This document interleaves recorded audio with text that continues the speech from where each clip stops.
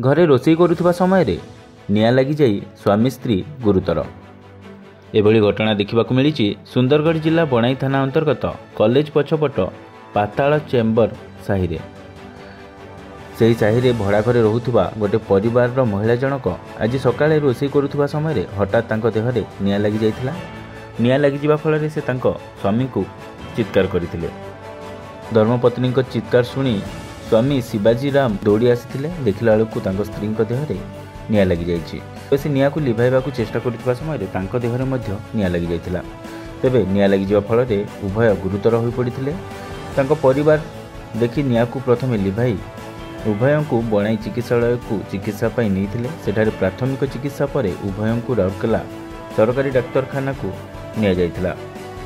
स्त्री अनिता शरीर 60% पोड़ी जाइथिबा बेले स्वामी हाथ और अन्य अंगरे निया लगी फल से गुरुतर होइछन्ति। उभय चिकित्सा जारी रही। तेबे घटना को नहीं बणाई पुलिस तदंत आरंभ करिथिबा जणा पड़िछि। बणाईरू जितेन्द्र आचार्य रिपोर्ट खबर आम अंचल।